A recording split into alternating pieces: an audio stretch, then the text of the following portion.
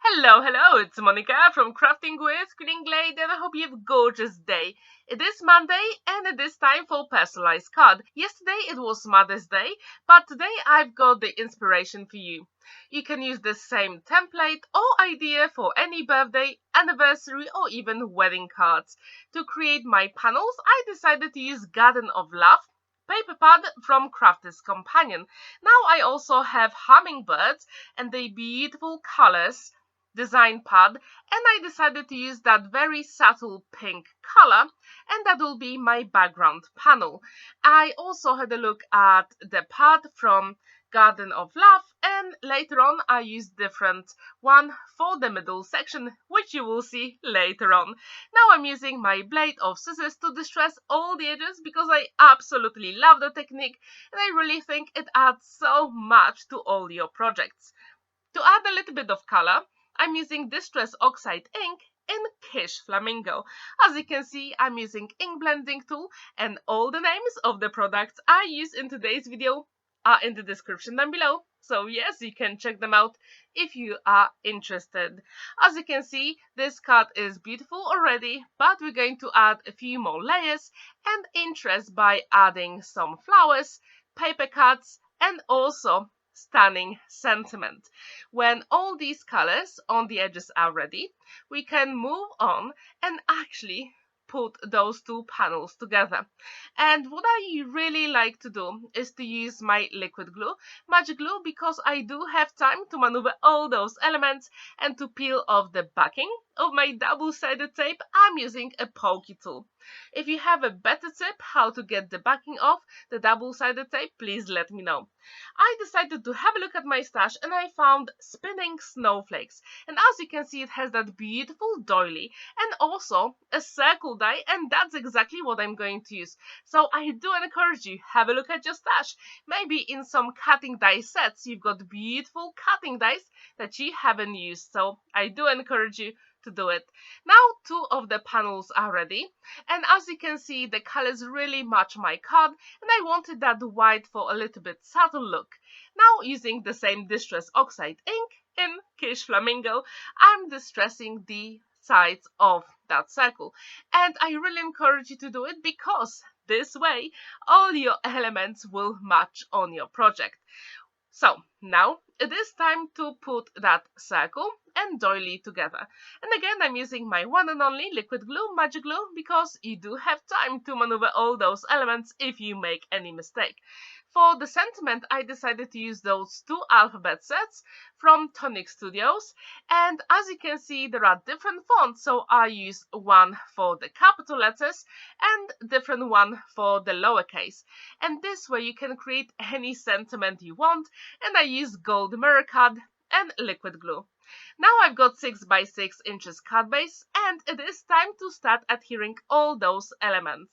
And this way I'm going to have the card that is opening from the top, because when we do add some flowers later on, they will have some weight.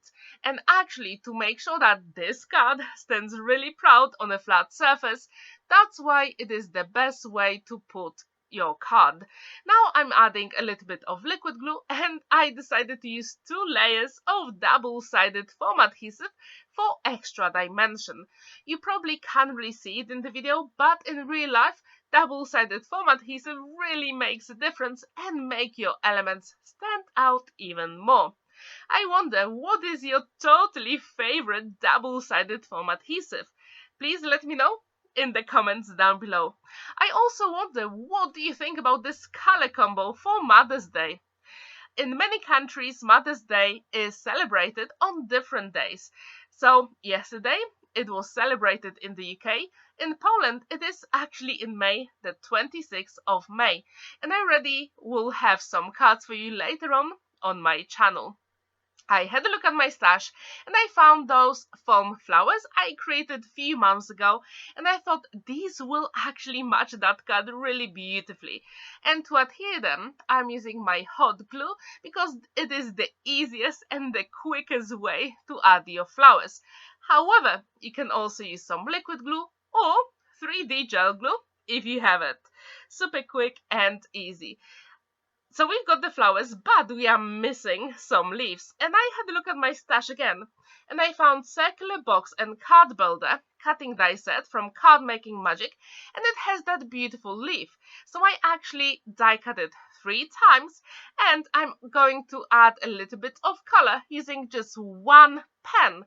Try Blend alcohol marker. I absolutely love it. It has 3 different colors in one pen, and I'm starting with the darkest first, then I'm adding the middle color and also the lightest for beautiful blend.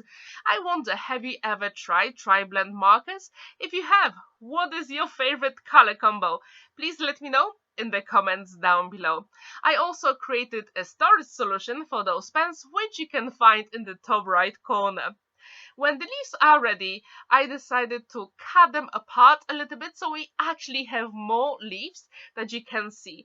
And I really like that trick because you don't really need that many in the end, because when you cut them, you've got more smaller ones, but they will work really well with all your florals. And I wonder, what is your totally favorite cutting die for leaves? Please let me know in the comments down below.